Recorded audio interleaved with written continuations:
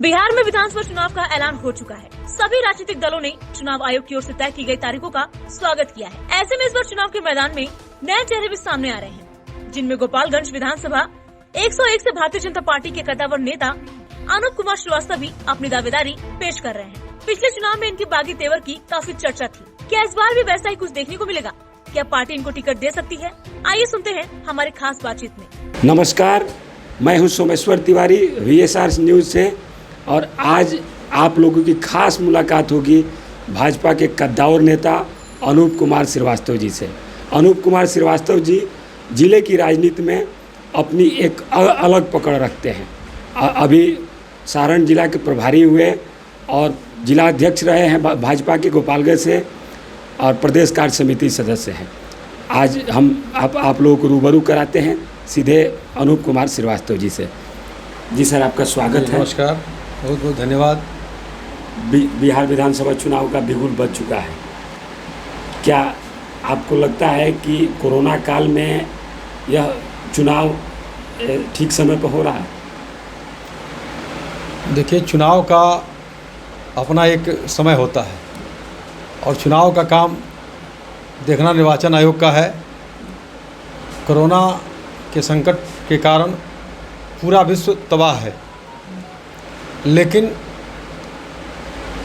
एक राजनीतिक दल के कार्यकर्ता होने के नाते हम सब लोग परमानेंट चुनाव के लिए तैयार रहते हैं। चुनाव कोरोना काल में जो हो रहा है, यह थोड़ा उपयुक्त नहीं लगता है। निर्वाचन आयोग को भी थोड़ा विचार करके थोड़ा समय देना चाहिए था, लेकिन यह उनके अधिकार क्षेत्र में आता है और हम एक राजनीतिक दल के नाते चुनाव के लिए तैयार हमेशा रहते हैं। और जो चुनाव की घोषणा हो गई है तो हमारी पूरी तैयारी है और हम बिहार विधानसभा का 2020 का चुनाव NDA पूरे बहुमत के साथ जीत करके और पुनः सत्ता में वापस आए। अपने राजनीतिक पृष्ठभूमि पर थोड़ा सा प्रकाश डालते हैं। कब से आप इस पार्टी की सेवा में लगे हुए हैं?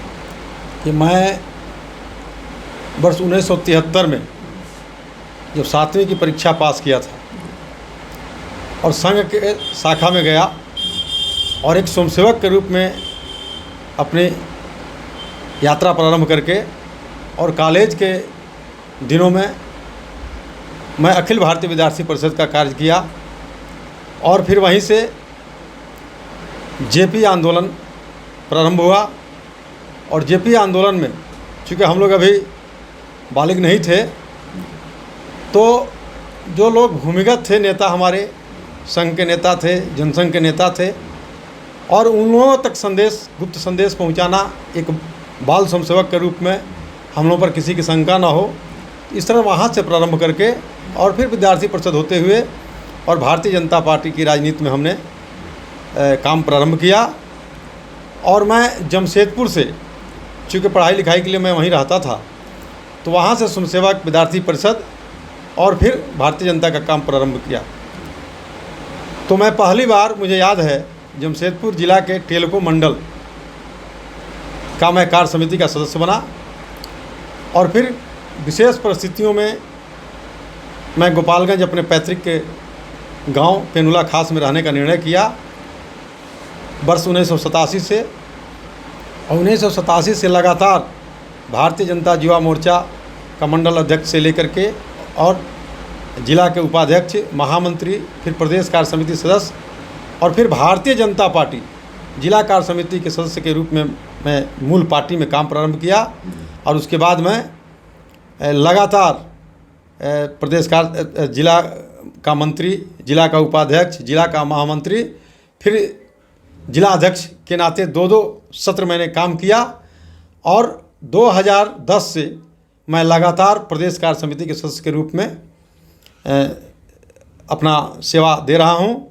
और आज मैं सारण जिला भारतीय जनता पार्टी का संगठनात्मक काम देख रहा हूं जिला प्रभारी के नाते। और पिछले कई चुनावों में, दिल्ली की चुनाव हो, हिमाचल का चुनाव हो, उत्तर प्रदेश का चुनाव हो, झारखंड का चुनाव हो और बिहार के विभिन्न जिलों में संगठनात्मक काम मैं देख रहा हूं। और मेरी कोशिश रहती है कि भारतीय जनता पार्टी मजबूत हो और भारत माता परम वैभव के शिखर पर पहुँचे। इन्हीं लक्ष्यों को लेकर मैं भारतीय जनता पार्टी का काम करता हूँ।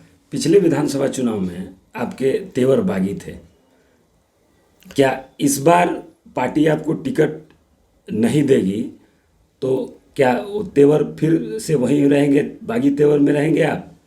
देखिए, मैं एक भारतीय जनता पार्टी का साधारण कार्यकर्ता हूं और मेरी निष्ठा दल में और दल के सिद्धांतों में, और हमेशा संगठन की मजबूती के लिए मैंने काम किया है। पिछले चुनाव में प्रत्याशी से मेरा संबंध गड़बड़ हो गया था। भारतीय जनता पार्टी से ना मेरी नाराज़गी थी, ना मैं भारतीय जनता पार्टी के नेताओं से कोई मुझे शिकायत थी। प्रत्याशी के आचरण व्यवहार को लेकर के और कहीं ना कहीं कुछ खाई हमारे उनके बीच हुई, और मैंने पार्टी में दावा किया कि मैं भी चुनाव लड़ना चाहता हूं, मुझे टिकट दिया जाए। उसके पहले भी मैं प्रयास करता था, लेकिन पार्टी का जो निर्देश होता था उसको मानता था। पिछले बार संबंध गड़बड़ होने के कारण मैं अपने बागी तेवर के साथ मैदान में उतरा, और काफ़ी लोगों का, आम जनता का, जो हमारे गोपालगंज विधानसभा क्षेत्र के मतदाता थे, मेरे कार्यों को देखकर, मेरे व्यवहार को देखकर, मेरे चरित्र को देखकर, मेरी लोकप्रियता को देखकर काफ़ी समर्थन मुझे मिल रहा था। और तमाम लोग मुझे चाहते थे कि मेरे जैसे लोग चुनाव में आएँ, और मैं चुनाव लड़ रहा था। परंतु विशेष परिस्थिति में राष्ट्रीय अध्यक्ष तत्काल वर्तमान के भारत सरकार के गृह मंत्री अमित भाई शाह जी, जो तत्कालीन राष्ट्रीय अध्यक्ष थे, और गोपालगंज की धरती पर उनका आगमन हुआ, और परिस्थितियों के बारे में जब वो अवगत हुए और उन्हें लगा कि यह कार्यकर्ता समर्पित कार्यकर्ता है, इसके लड़ने से पार्टी को नुकसान होगा, वो रात्रि विश्राम गोपालगंज में किए और मुझे निर्देश दिए कि आप पार्टी इसमें बैठ जाओ, आपकी चिंता पार्टी करेगी। मैंने उनसे स्पष्ट कहा कि आप मेरे राष्ट्रीय अध्यक्ष हैं, एक स्वयंसेवक के रूप में मैंने कार्य प्रारंभ किया है भारत माता को परम वैभव के शिखर पर ले जाने का। तो आपका आगमन ही मेरे लिए आदेश हो गया कि मैं चुनाव मैदान से हट जाऊं, क्योंकि राष्ट्रीय अध्यक्ष का सम्मान करना मेरा धर्म भी बनता था, कर्तव्य भी बनता था और फर्ज भी बनता था। तत्कालीन राष्ट्रीय अध्यक्ष जी आपको आश्वासन दिए कि पार्टी आपकी चिंता करती है, आप पार्टी की चिंता कीजिए, आपको आगे चुनाव में मौका दिया जाएगा। क्या इस बार आपको बिहार विधानसभा चुनाव का बिगुल बज चुका है? इस बार आपको क्या लगता है कि क्या पार्टी आपको गोपालगंज विधानसभा क्षेत्र से चुनाव मैदान में उतारेगी? मैंने अपना विषय, अपनी बात जो पिछले चुनाव में हुआ था, जिला नेतृत्व, प्रदेश नेतृत्व और केंद्रीय नेतृत्व तक पहुंचा दिया है, और मुझे पूर्ण विश्वास है कि मेरे जैसे सक्रिय कार्यकर्ता का समर्पण और कार्य और निष्ठा को देखते हुए पार्टी मुझे निश्चित रूप से गोपालगंज विधानसभा 101 से अवसर प्रदान करेगी, और मैं जनता के बीच जाऊंगा। मेरी लोकप्रियता, मेरे कामों के बदौलत जनता मुझे पास कराएगी और मैं बिहार विधानसभा पहुंच जाऊंगा। जैसा अभी आप बताएं कि पिछले 45 सालों से आपने पार्टी की सेवा की है, तो इस एक ऊर्जावान और कर्तव्यनिष्ठ कार्यकर्ता होने के नाते आपको इस अनुभव का कितना लाभ आपको इस चुनाव में मिलेगा? देखिए, अनुभव जो भी मेरे पास है, मैं एक छोटा सा कार्यकर्ता हूं, लेकिन 45 वर्षों से मैं जो काम किया हूं, जो मुझे राजनीतिक अनुभव है, उस अनुभव के आधार पर मैं यह कह सकता हूं कि मैं जहां जहां भी काम किया हूं, मैं देश के अन्य प्रदेशों में भी जाता हूं, और संगठनात्मक जो अनुभव है उसको ज़मीन पर उतारने का काम करता हूं।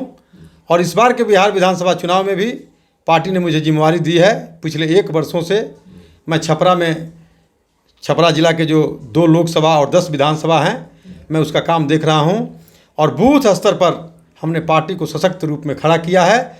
और मैं दावे के साथ कह सकता हूं कि छपरा की 10 सीटें हम निश्चित रूप से एनडीए की झोली में डालेंगे, हमारा विजय होगा। और गोपालगंज में भी हमने जो काम किया है, जो अन्य क्षेत्रों में भी काम किया है, गोपालगंज विधानसभा में काम किया है, गोपालगंज में भी एनडीए इतना मजबूत है कि हम निश्चित रूप से गोपालगंज की 6 में 6 सीट जीतेंगे, जीतने में कामयाब होंगे, और फिर हम दोबारा एनडीए हमारी सत्ता में आएगी, इसमें कहीं कोई शक की गुंजाइश नहीं। जी। पिछले कई चुनाव में देखा गया है कि एनडीए के जो घटक दल है, वो लोग जैसे जदयू हुए, आपके सहयोगी दल लोजपा हुए, तो उसमें अंदर ही अंदर एक मनमुटाव टाइप की बात सामने आती है, जो कि चुनाव के समय माने पार्टी के लिए एक बड़ी माने खतरनाक साबित हो जाती है। तो इस संदर्भ में आप क्या कहेंगे? देखिए, भारतीय जनता पार्टी विश्व की सबसे बड़ी पार्टी है। इस नाते बहुत बड़े कार्यकर्ताओं का समूह है, और ऊपर से एनडीए जो हमारा गठबंधन है, इसमें भी कई पार्टियां सम्मिलित हुई हैं।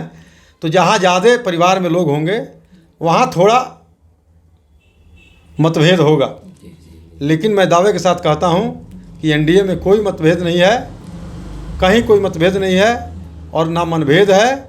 हम सब लोग मिलजुल करके चुनाव लड़ेंगे और पुनः बिहार की सत्ता में आएंगे, और समृद्ध बिहार बनाने के लिए हम सब लोग एकजुट हैं, चाहे वो लोजपा हो, चाहे वह जदयू हो, चाहे भाजपा हो, चाहे हम हो, सब लोग मिल करके और एकजुटता के साथ हम लड़ेंगे और निश्चित रूप से हम विजय प्राप्त करेंगे। आपकी पिछले 15 साल से आपकी सरकार है, उसके बावजूद भी लोगों में सरकार के प्रति एक नाराज़गी दिख रही है। इस नाराज़गी का क्या कारण हो सकता है? क्यों लोग नाराज़ हैं सरकार से? नाराज़गी के कई कारण हो सकते हैं, लेकिन जो भी बिहार की जनता, जो प्रबुद्ध जनता है और जो इस बात को समझती है जनता, पिछले 15 वर्षों में बिहार को हम कितना ऊंचाई प्रदान किए हैं यह छुपा हुआ नहीं है, जग जाहिर है। हम 15 साल पहले इस बिहार में कहते थे कि सड़क में गड्ढा है कि गड्ढा में सड़क है। बिजली देखने के लिए नहीं मिलती थी, बिजली सिर्फ आती थी और दर्शन देकर चली जाती थी। और बहुत सारे क्षेत्र में हमने काम किया है। पंडित दीनदयाल उपाध्याय ग्राम ज्योति योजना के तहत हमने आज बिजली की स्थिति आप देख रहे हैं, 20-22 घंटे बिजली उपलब्ध है। बीच में बाढ़ के कारण थोड़ा परेशानी हुई थी, फिर भी उसको हम लोगों ने अचीव करने का काम किया है। आज पुनः बिजली की स्थिति सुधर गई है। उसके बाद हम लगातार जनता की सेवा में इस कोरोना काल में माननीय प्रधानमंत्री नरेंद्र भाई मोदी जी और बिहार के यशस्वी मुख्यमंत्री आदरणीय नीतीश कुमार जी, उप मुख्यमंत्री आदरणीय सुशील मोदी जी के नेतृत्व में हम जनता की सेवा में लगातार तत्पर रहे। चाहे राशन की व्यवस्था हो, प्रधानमंत्री जी ने कहा कि जो राशन कार्ड धारी हैं उनको अगर 20 किलो गेहूँ 4 यूनिट पर मिलता है तो हम उनको 20 किलो गेहूँ फ्री में देंगे। हम उनको गैस का जो कनेक्शन दिए थे मुफ्त में प्रधानमंत्री उज्ज्वला योजना के अंतर्गत, हमने कहा उन कनेक्शन धारियों को हम 3 महीना खाता में पैसा देंगे, जिस पैसा से वो गैस उठा लेंगे। हमने प्रति कार्डधारी को खाते में 1000 रुपया भेजने का काम किया। हमने जो बाहर से हमारे भाई बंधु आए, हम उनके लिए भी क्वारंटाइन सेंटर स्थापित किए। जो क्वारंटाइन सेंटर में रहे उनको भी हमने 1000 रुपया खाता में देने का काम किया। बाहर से हम अपने बिहार के नौजवानों को, कामगारों को बुलाने में भी उनकी मदद की। और इस तरह से लगातार हम प्रगति के पथ पर बढ़ रहे हैं। आज हर क्षेत्र में विकास है, लेकिन कुछ और करने की ज़रूरत है।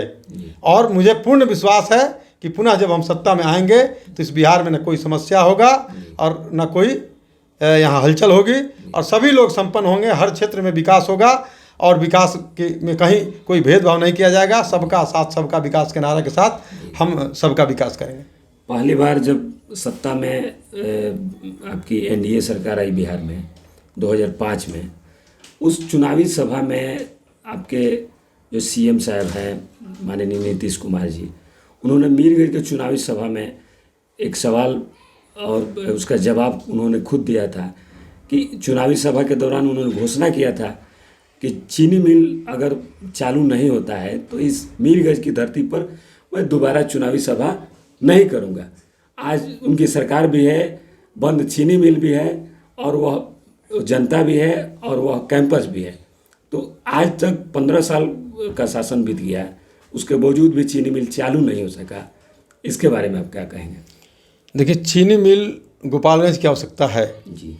हथुआ चीनी मिल को चालू होना चाहिए था, परंतु मिल इतने दिनों से बंद है कि उसका एक एक मशीन सब जंग खा गया है, सड़ गया है। और अब इस मिल को चालू करना संभव नहीं। इस मिल को चालू करने में बहुत बड़ी कठिनाई है। अब नया उससे कम खर्च में हम नया मिल बैठा सकते हैं। रह गई उद्योग नीति की, तो उद्योग नीति में हम थोड़ा कमज़ोर जरूर हैं, इसलिए कि पिछले 15 वर्षों में जो माहौल बिहार का बन गया था, इसमें कोई उद्योगपति बिहार आना नहीं चाहता था और हम बहुत प्रयास किए और धीरे धीरे अब प्रारंभ हुआ है। हमें पूर्ण विश्वास है कि भारतीय जनता पार्टी और एनडीए के नेतृत्व में जो सरकार बनेगी, आगामी सत्र में हम इसकी भी चिंता करेंगे और निश्चित रूप से इस मिल के जगह दूसरे मिल लगाने की चर्चा होगी और प्रयास होगा और हमें लगता है कि उसमें सफलता भी मिलेगी। VSRS न्यूज़ के माध्यम से आप जनता को क्या संदेश देना चाहते हैं? हम VRS न्यूज़ चैनल के माध्यम से विशेषकर गोपालगंज की जनता और बिहार की जनता से आग्रह करना चाहते हैं, अपील करना चाहते हैं कि जो 15 वर्षों का सुशासन आपने देखा है और उसके पूर्व का जो कुशासन आपने देखा था जंगल राज के रूप में, और आज भी जब उस कुशासन की याद लोगों के मन में आती है तो कलेजा कांप उठता है। घर से कोई निकलता था, शाम को लौटने की गारंटी नहीं होती थी, घर में लोग चढ़ के गोली मार दिया करते थे, सरेआम दोपहर में अपहरण हो जाता था। इन तमाम घटनाओं पर रोक लगी है और समाप्त तो नहीं हुआ है लेकिन कम हुआ है। थोड़ा बहुत जो रह गया है, अपराधियों का मनोबल थोड़ा अभी रह गया है और अगली जब सरकार हमारी एनडीए की बनेगी तो अपराधियों के उस जज्बे को कुचलने का काम किया जाएगा मजबूती के साथ और किसी अपराधी को अपराध करने की छूट नहीं दी जाएगी और शांति स्थापित होगा, अमन चैन होगा इस बिहार में।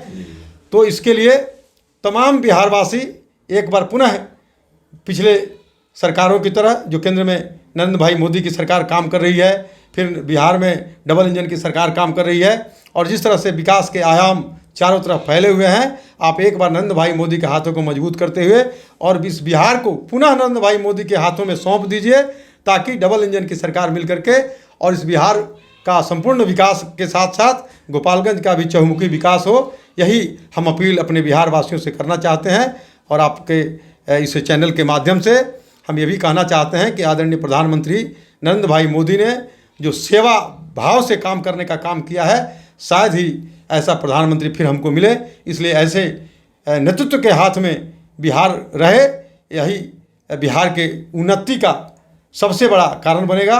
अब इसी अपील के साथ हम अपनी बात को यहीं समाप्त करेंगे। बहुत बहुत आपका धन्यवाद। अभी हमारी खास बातचीत भाजपा के कद्दावर नेता अनूप कुमार श्रीवास्तव से हो रही थी। इन्होंने साफ तौर पर कहा कि मुझे पार्टी से नाराज़गी नहीं है, जो वहाँ स्थानीय विधायक हैं सुभाष सिंह जी, उनके क्रियाकलाप से मैं नाराज़ था, इसीलिए मैं बागी तेवर में 2015 में चुनावी मैदान में उतरा था। इन्होंने ये भी कहा कि चुनावी जो अभी समय चुनाव आयोग द्वारा निर्धारित किया गया है वो उपयुक्त नहीं है, कोरोना काल है, इसमें अभी और आगे बढ़ना चाहिए था। लेकिन चूँकि चुनाव आयोग का निर्देश है, उसमें सोशल डिस्टेंसिंग का पालन करते हुए सब कुछ उसको जो नियमानुकूल है करना है तो उसको करना होगा। और एक ख़ास बात यह है कि हथुआ चीनी मिल जो कि बरसों से बंद है, लगातार 20 सालों से बंद है, उस संदर्भ में नेताजी का कहना है कि सरकार एनडीए की आ रही है और हम लोग उद्योग नीति में बहुत कुछ बदलाव लाना चाहते हैं। उसके तहत नया प्लांट, नए चीनी मिल जहाँ जहाँ बंद पड़े हैं वहाँ चालू किए जाएंगे।